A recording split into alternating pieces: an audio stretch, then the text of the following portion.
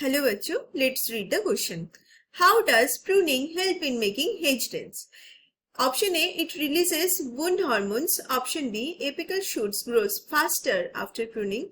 Option C, it frees the axillary buds from apical dominance. Option D, it includes differentiation of new shoots from rootstock.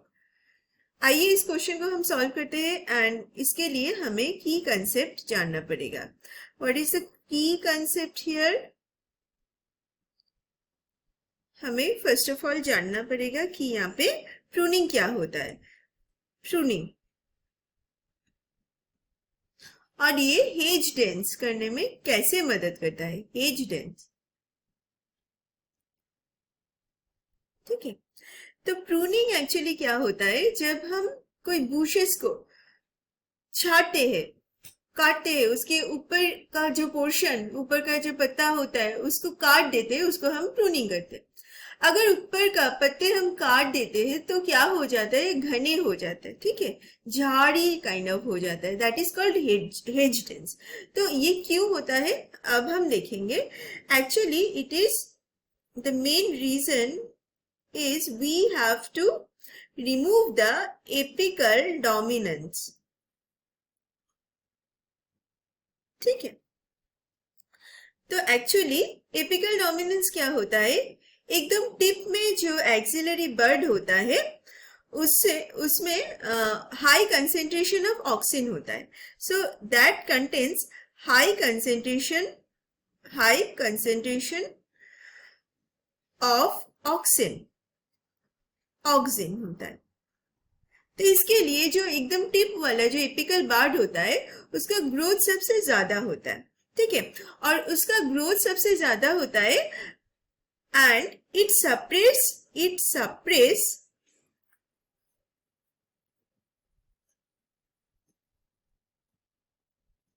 the growth of axillary bud. जो side में जो birds होते हैं उसका growth नहीं होने देते.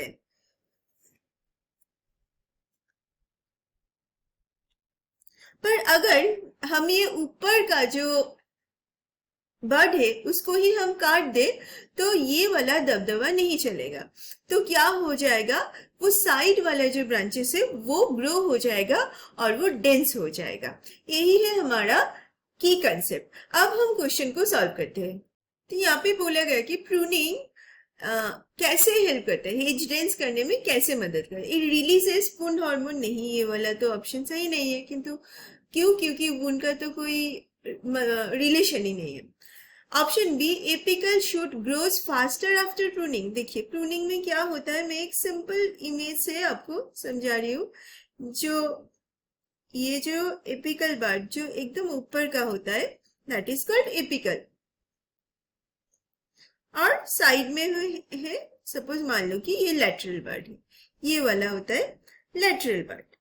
Lateral जैसे कि हम डिस्कस किया, तो अगर एपिकल बर्ड को हम रिमूव कर दे तो ऊपर का जो बर्ड है उसको हम रिमूव कर दे तो क्या हो जाएगा, ये साइड वाला अच्छे से ग्रो हो पाएगा, ठीक है, साइड वाला ग्रो हो पाएगा.